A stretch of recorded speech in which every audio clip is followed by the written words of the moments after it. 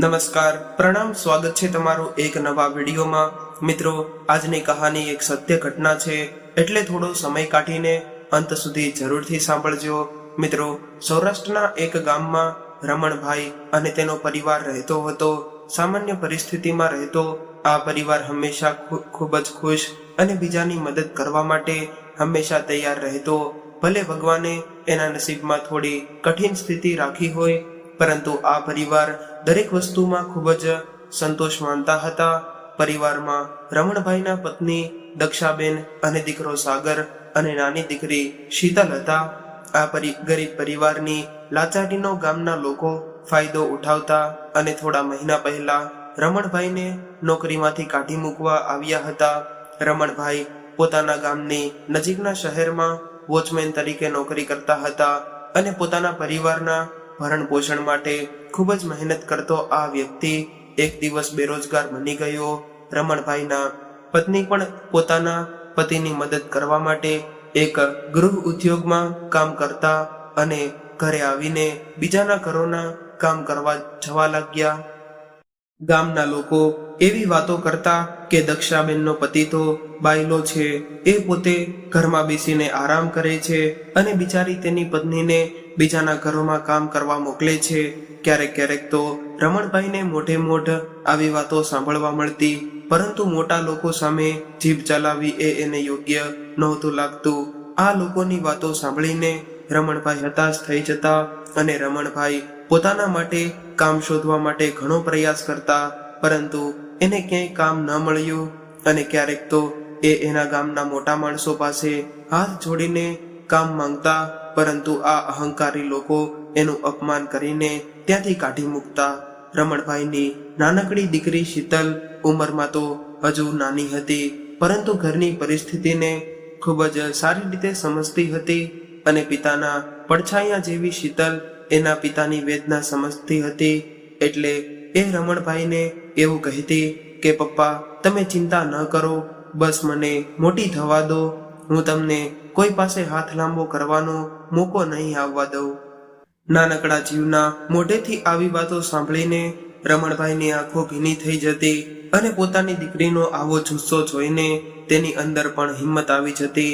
બંને પતિ પત્ની પોતાના બાળકોને ખૂબ જ સારું શિક્ષણ આપીને કંઈક સારી જગ્યાએ પહોંચાડવા માંગતા હતા અને પોતાના બાળકોનું ઉજ્જવળ ભવિષ્ય બનાવવા માટે આ પતિ પત્ની દિવસ રાત કઠિન પરિશ્રમ કરતા હતા। એનો દીકરો સાગર બાળપણથી જ ખૂબ જ તોફાની હતો અને એને તો ભણવામાં જરા પણ રસ હતો નહીં અને દક્ષાબેન હંમેશા સાગરની ચિંતા કરતા, પરંતુ સાગર પોતાના ઘરની પરિસ્થિતિને સમજી ન શક્યો। ઉંમરમાં તો તે શીતલ કરતા 3 વર્ષ મોટો હતો, છતાં પણ એનામાં શીતલ જેટલી સમજણ નહોતી। એક દિવસ ભગવાને આ લાચાર પિતા સામે જોયું અને એને એક જગ્યાએ નોકરી મળી ગઈ। હવે ઘરે આવીને રમણભાઈએ પરિવારને આ સમાચાર આપ્યા એટલે બધા ખૂબ જ ખુશ થઈ ગયા।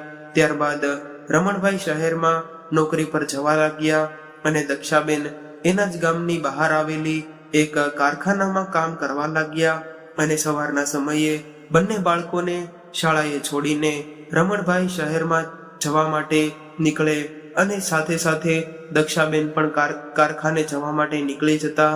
બધા જ પોતપોતાના કામ પર જતા રહેતા। એક દિવસ અચાનક બપોરના 12 વાગ્યે દક્ષાબેનના કારખાનેથી રમણભાઈ પર ફોન આવ્યો અને એવું કહ્યું કે તમે જલ્દીથી કારખાને પહોંચો। આવું સાંભળીને રમણભાઈ ગભરાઈ ગયા અને પૂછવા લાગ્યા કે સાહેબ, શું થયું છે?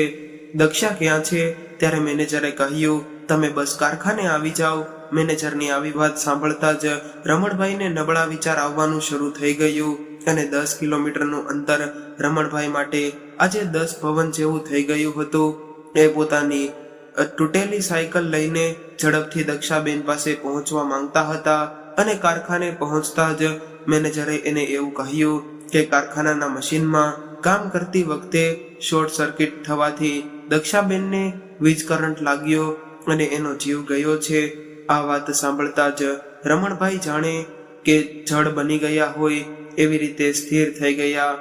10 વર્ષની શીતલ અને 13 વર્ષનો સાગર બંને બાળકો એ આજે પોતાની માની છત્રછાયા ગુમાવી હતી, અને પોતાની ગરીબ પરિસ્થિતિ સામે લડી રહેલો આ પરિવાર હવે એક આઘાત વગરનો થઈ ગયો હતો. રમણભાઈની અંદર તો જરા પણ હિંમત ન હતી કે એ દક્ષાબેન વગર પોતાનું ઘર અથવા તો પોતાના બાળકોને સંભાળી શકે. માં વગરની જિંદગી તો જાણે માર્ગદર્શન વગરના ભણતર જેવી હોય છે. એક પિતા માટે પોતાના બાળકોને એની માં વગર ઉછેરીને મોટા કરવા એ ખૂબ જ અઘરું કામ હોય છે.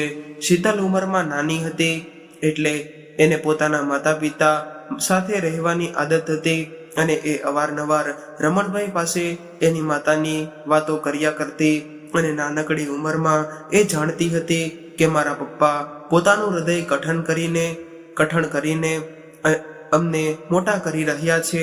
એટલે જ એ ક્યારેક વડીલો જેવી વાતો કરી દેતી અને એવું કહેતી કે પપ્પા તમે એકલા નથી હો, તમારી દીકરી તમારી સાથે છે.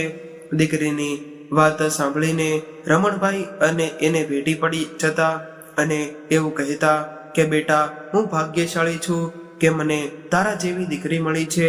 આવી રીતે ધીરે ધીરે સમય વીતવા લાગ્યો અને જોત જોતામાં શીતલ અને સાગર બંને મોટા થઈ ગયા અને રમણભાઈના કઠોર પરિશ્રમનું પરિણામ હવે આવ્યું હતું.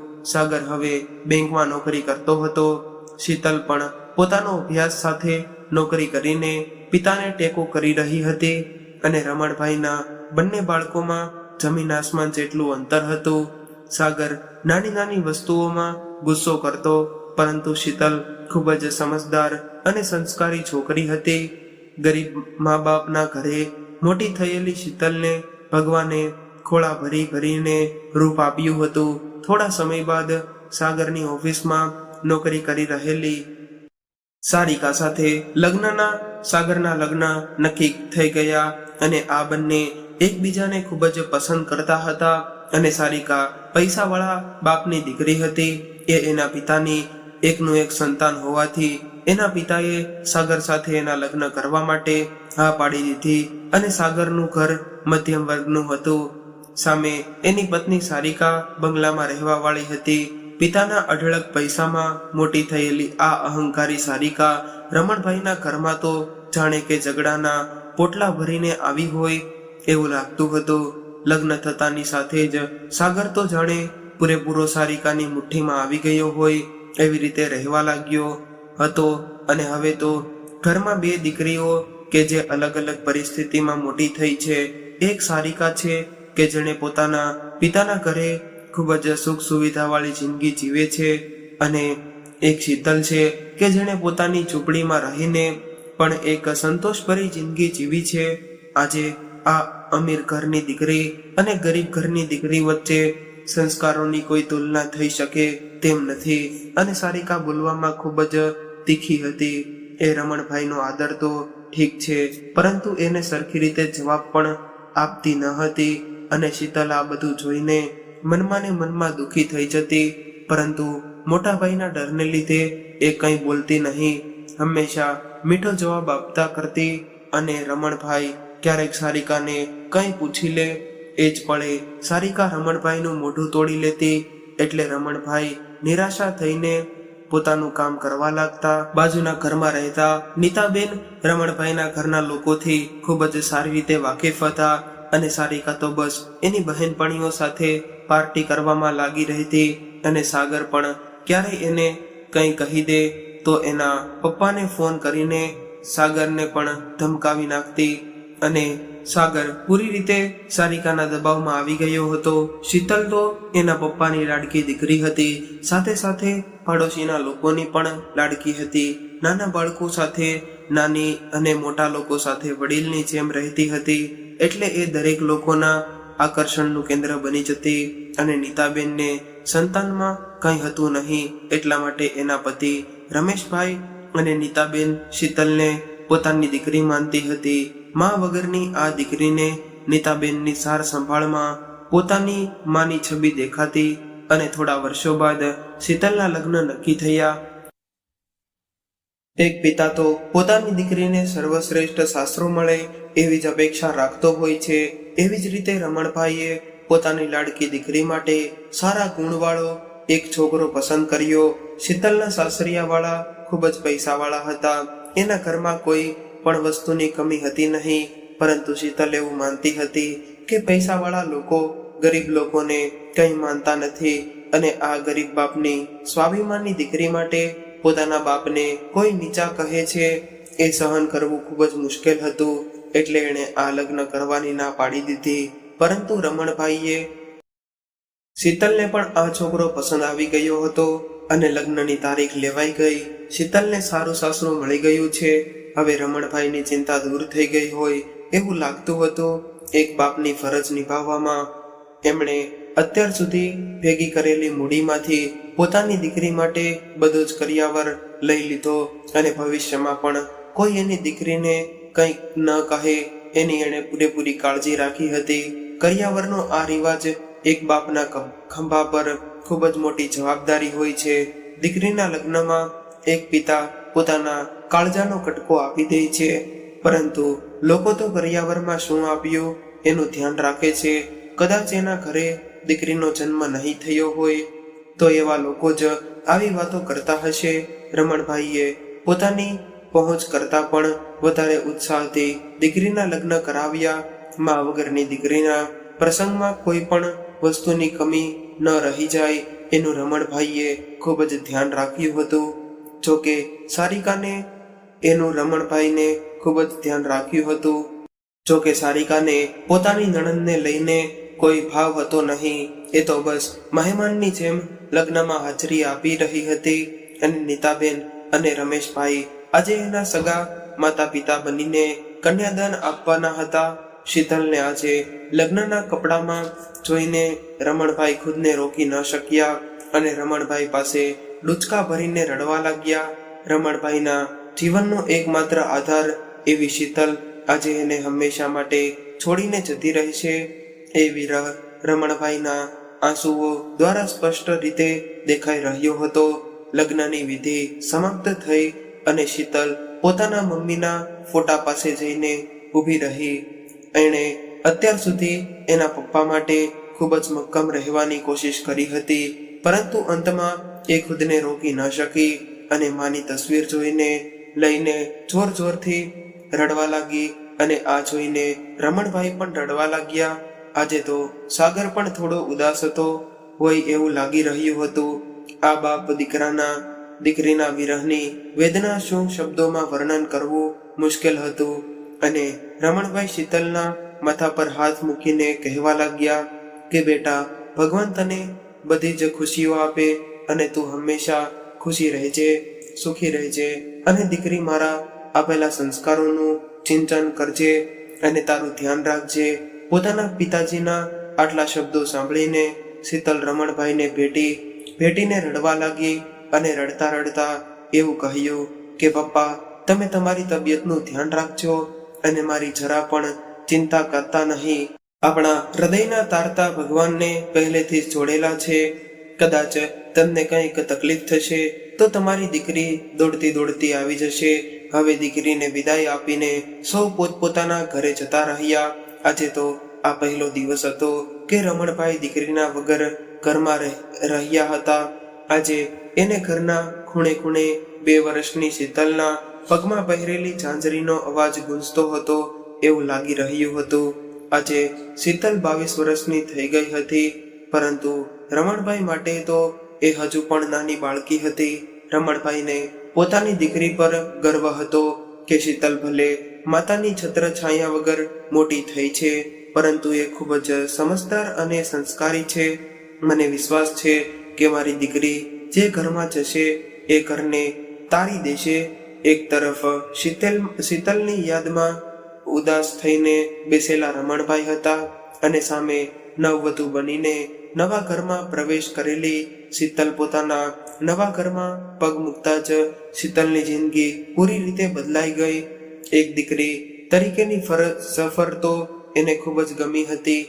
હવે દીકરી લઈને એક વહુની સફર સુધી થઈ હતી અને પોતાના માતા પિતાએ શીખવેલા સિદ્ધાંતો ખૂબ જ પોતાના મુજબ પોતાના સાસરે રહેતી શીતલ થોડા સમયમાં પરિવારમાં પ્રિય બની ગઈ. ભગવાને ભલે આજ સુધી શીતલને ગરીબાઈ અને લાચારીની જિંદગી આપી હતી, પરંતુ અહીંયા તો શીતલના ઘરમાં કોઈ પણ વસ્તુની કમી હતી નહીં. સાથે સાથે એના સાસુ સસરાનો સ્વભાવ પણ ખૂબ જ સારો હતો. શીતલનો પતિ સંજય એક કંપનીમાં નોકરી કરતો હતો. એના સસરા એક નિવૃત્ત શિક્ષક હતા. 3 દિવસમાં એકાદ વાર શીતલ એના પિતાને ફોન કરીને એની સંભાળ લેતી રહેતી અને પોતાના સાસરિયાની વાતો રમણભાઈને કરી સંભળાવતી અને રમણભાઈ પણ પોતાની દીકરીનો અવાજ સાંભળીને હરખમાં આવી જતા.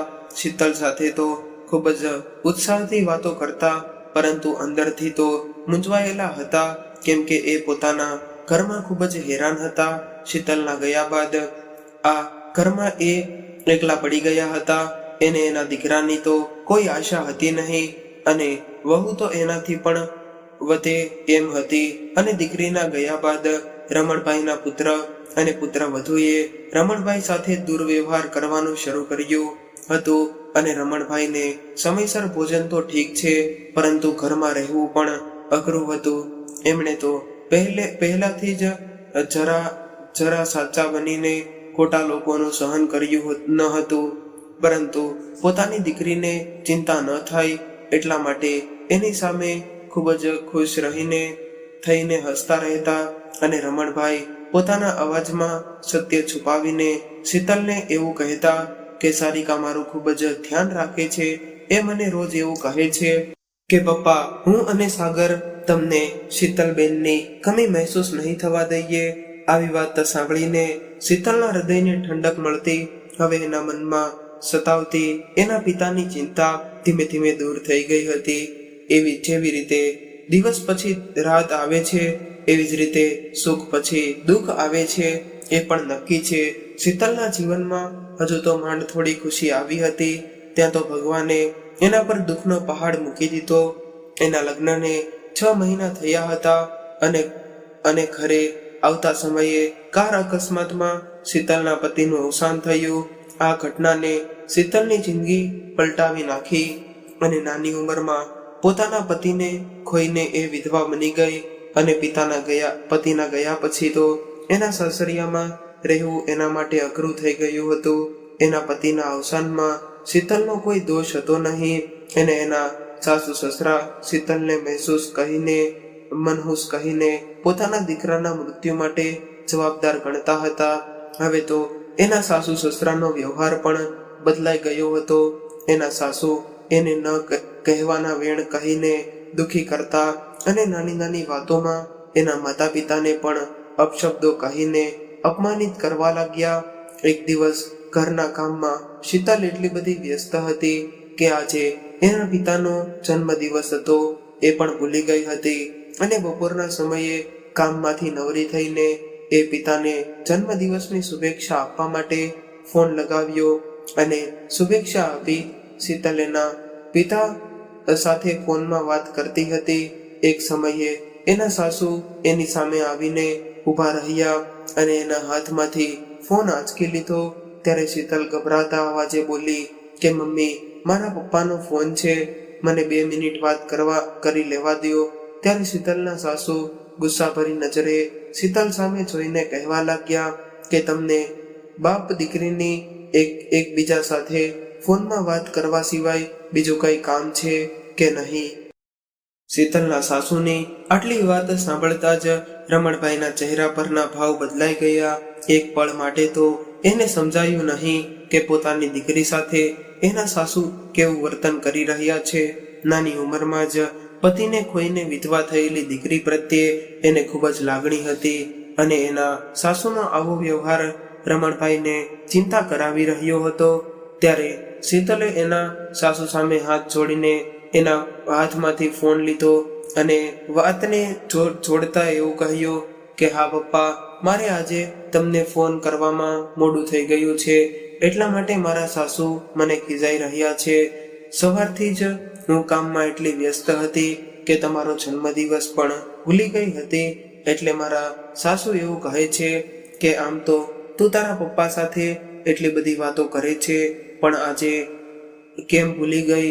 આ બાજુ રમણભાઈ સમજી ગયા, પરંતુ દીકરીને આંસુ ન આવે એટલા માટે એની હામાં હા કરીને કહેવા લાગ્યા કે કઈ વાંધો નહીં બેટા, તું જલ્દીથી અમને મળવા આવજે, હું તારી રાહ જોઉં છું. આટલું કહીને બાપ દીકરીએ પોતાની વાત પૂરી કરી અને શીતલના સાસુ તો એને રાતા પાણીએ રડાવતા હતા અને રમણભાઈ પણ એની પુત્રવધૂની પરેશાન હતા. બંને બાપ દીકરી એકબીજાનું દુઃખ એકબીજાથી છુપાવીને રાખતા હતા. એક દિવસ સવારે સારિકાએ પોતાની બધી જ સીમા ઓળંગી દીધી અને સાગરને ખોટી વાતોમાં ચડાવીને તે રમણભાઈને ઘરમાંથી કાઢી મૂકવા માટે તૈયાર કરી દીધો અને સારિકા કહેવા લાગી કે હું રોજ તમારા બાપના ઢસરડા કરવા માટે નવરી નથી. સવારે ઉઠતાની સાથે જ એને ચા પીવાની આદત છે અને હું મારા કામમાં પડી હોઉં છું અને એ આખો દિવસ ઘરમાં પડ્યા રહે છે અને કારણ વગરના સલાહ આપતા રહે છે. મારા કામમાં મદદની વાત તો દૂર રહી, પરંતુ ખોટી શિખામણ આપીને મને પરેશાન કરતા રહે છે. રૂમના બારણા પાછળ ઉભેલા રમણભાઈ સારિકાની આવી વાતો સાંભળીને વિચારવા લાગ્યા કે આજ સુધી મેં વહુને એક શબ્દ પણ કહ્યો નથી. આજે રમણભાઈને એના પત્નીની ખૂબ જ યાદ આવી રહી હતી અને એની આંખોમાંથી બોર જેવડા આંસુ વહેવા લાગ્યા. જેમ તેમ કરીને પોતાની જાતને સંભાળીને એ બહારના રૂમ તરફ આગળ વધ્યા અને રમણભાઈના પગ હવે પોતાના જ ઘરમાં એટલા ભારે થઈ ગયા હતા કે પુત્ર વધુના મોઢામાંથી નીકળેલા શબ્દો એના પગને ઘરની બહાર નીકળવા માટે મજબૂર કરવા લાગ્યા. પરંતુ પોતાના દીકરાને સમજવું લાંચ ન લાગે એટલા માટે એના ઘરની ખુશી માટે એમણે પોતે જ નિર્ણય લીધો અને સારિકા પાસે જઈને એવું કહ્યું કે વહુ બેટા, તમારે મારી ચિંતા કરવાની કોઈ જરૂર નથી. હું મારી જાતે જ તમને તકલીફ આપ્યા વગર મારા કામ કરી લઈશ અને કદાચ આજ સુધીમાં તમને મારા લીધે કઈ મુશ્કેલી થઈ હોય તો મને માફ કરજો. ત્યારે સારિકાનો ગુસ્સો કરીને ઊભી હતી. એને તો એના દેવ જેવા સસરા સાથે કઈ લેવા દેવા ન હતું. સાગર બસ મૂંગો થઈને આ બધું જોઈ રહ્યો હતો. ત્યારે રમણભાઈએ સાગર સામે જોઈને કહ્યું કે બેટા, આજ સુધી મેં તમારી ખુશીઓ સિવાય જિંદગીમાં બીજું કંઈ જોયું નથી અને હું મરીશ ત્યાં સુધી મારા સંતાનોની ખુશીઓનું પહેલા વિચારતો રહીશ અને હું એવો નથી ચાહતો કે મારા લીધે તમારા બંનેના સંબંધમાં કોઈ તકરાર ઊભી થાય. બેટા, વહુ સાચું કહી રહી છે અને કદાચ મારા લીધે એને તકલીફ પડતી હશે તો હું આજથી તમને બંનેને આ તકલીફમાંથી મુક્ત કરું છું. મારું હવે હું મંદિરમાં જાઉં છું. આટલું કહીને રમણભાઈ ઘરની બહાર નીકળી ગયા. સાગરને તો મનમાં વિચાર પણ હતો નહીં કે રમણભાઈના આ છેલ્લા શબ્દો હશે. એમણે મનોમન આ ઘરને છોડી દેવાનું નક્કી કર્યું હશે અને ઘરની બાજુમાં આવેલા એક મંદિરમાં પણ રમણભાઈ રોજ 1 કલાક જઈને ભગવાનની ભક્તિ કરવા માટે તેઓ બેચેન હતા અને આ મંદિરના પૂજારી એના મિત્ર હતા. આજે તો રમણભાઈ મંદિરે આવ્યા એને ઘણો સમય થઈ ગયો હતો એટલે પૂજારીએ એને પૂછ્યો કે રમણભાઈ હવે ઘરે નથી જવું. ત્યારે રમણભાઈએ જવાબ આપ્યો કે હવે તો ભગવાનના ચરણમાં જ મારું ઘર છે, હવે મારો ઠાકર કરે એ ઠીક છે. આટલું બોલતા જ રમણભાઈની આંખોમાં આંસુ આવી ગયા. આ જોઈને પૂજારી કદાચ સમજી ગયા હતા કે રમણભાઈ શું કહેવા માંગે છે. પૂજારીએ બંને હાથ જોડીને રમણભાઈને આશ્વાસન આપીને એવું કહ્યું કે રમણભાઈ, તમે ચિંતા ન કરો અને અહીંયા જ રોકાઈ જાઓ, ભગવાન બધું જ ઠીક કરી દેશે. આટલું કહીને પૂજારી ચાલતા થયા અને મંદિરના બાકડા પર બેસેલા રમણભાઈના મનમાં ખૂબ જ ઉદાસ થઈ ગયા હતા. જે પિતાએ પોતાના જીવનમાં ભૂખ્યા રહીને પોતાના સંતાનોને ખવડાવ્યું હતું, આજે એ જ બાપ પોતાના સંતાનોના લીધે ભૂખ્યો તરસ્યો મંદિરના ઓટલે બેઠો હતો. સવારથી સાંજ થઈ ગઈ પરંતુ રમણભાઈ હજુ પણ મંદિરના ઓટલે બેઠા હતા અને રમણભાઈએ નાની ઉંમરથી ખૂબ જ કષ્ટ ભોગવીને પરિવારની દેખરેખ કરી હતી. પોતાની પત્ની ગુમાવી અને હવે સંતાનોને પણ છોડવાનો વારો આવી ગયો હતો. ઘરની અંદર રમણભાઈનો અવાજ ન સંભળાતા બાજુમાં રહેતા નીતાબેને વિચાર આવ્યો કે ક્યાંય રમણભાઈ બીમાર તો નથી પડી ગયા ને? એટલે એમણે એના પતિ રમેશભાઈને જોવા મોકલ્યા અને ખબર પડી કે રમણભાઈ તો સવારના ઘરે હાજર નથી. હવે રમેશભાઈને એના મિત્રની ચિંતા થવા લાગી અને થોડા આગળ નીકળીને તપાસ કરવા લાગ્યા. ત્યારે એની નજર મંદિર તરફ વળી અને દૂરથી એને સ્પષ્ટ દેખાતું નહોતું. એટલે થોડા આગળ જઈને જોયું કે રમણભાઈ મંદિરના ઓટલા પર નિરાશ થઈને બેઠા હતા. રમણભાઈને જોઈને રમેશભાઈ પોતાના મિત્રના ભાવ સમજી ગયા. એ દીકરાથી દુખી થઈને એક બાપ ભગવાનના ચરણમાં બેઠો છે. એટલે એમણે રમણભાઈના ખંભા પર હાથ રાખીને એવું કહ્યું કે આવી રીતે ઉદાસ થઈને કેમ બેઠા છો? ચાલો આપણા ઘરે જઈએ. જ્યારે રમણભાઈએ કહ્યું કે મને ખબર છે તમને મારા પ્રત્યે લાગણી છે, એટલા માટે તમે દોડીને અહીં આવ્યા છો, પરંતુ મારી ચિંતા કરવાની કોઈ જરૂર નથી. હું ખુદને સંભાળી લઈશ. ત્યારબાદ રમણભાઈએ પોતાના મિત્રને બધી જ વાત કરી અને રમેશભાઈ આ વાત સાંભળીને થોડી વાર માટે ગુસ્સે થઈ ગયા અને રમણભાઈના ઘર તરફ ચાલવા માટે ઊભા થયા. ત્યારે રમણભાઈએ એને રોકી લીધા અને કહેવા લાગ્યા કે હું હવે એ ઘરમાં મારા દીકરા પર બોજ બનવા નથી માંગતો અને તમને એક વિનંતી કરું છું કે મારી દીકરી શીતલને આ વાત જણાવતા નહીં. રમણભાઈની આવી વાત સાંભળતા જ રમેશભાઈના હાથ બંધાઈ ગયા. પરંતુ રમેશભાઈ એવું કહ્યું કે તમે મારા ઘરે તો આવી શકો છો, હું કોઈને નહીં કહું. પરંતુ રમણભાઈ એકના બે ન થયા. ત્યારબાદ રમેશભાઈ ઘરે આવ્યા અને નીતાબેનને બધી વાત કરી. ત્યારે નીતાબેન કહેવા લાગ્યા કે આ દીકરો છે કે દાનવ છે? જે બાપે જીવનભર એને ખવડાવી પીવડાવીને મોટો કર્યો એ જ બાપ સાથે આવું વર્તન કરે છે. આ બાજુ શીતલના સાસરિયામાં એના સાસુ સસરાનો ત્રાસ વધી ગયો હતો. હવે તો શીતલની સાસુએ એને એના પપ્પા સાથે વાત કરવાની પણ ના પાડી દીધી હતી અને આખો દિવસ કામવાળી બાઈની જેમ કામ કરાવ્યા કરતા.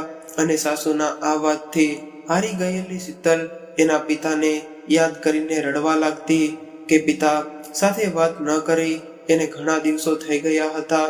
શીતલને રમણભાઈની ચિંતા થઈ રહી હતી, પરંતુ એની સાસુના લીધે પોતે પણ એટલી મજબૂર બની ગઈ હતી કે પિતાને ફોન કરીને એની ખબર પૂછવી પણ મુશ્કેલ હતી.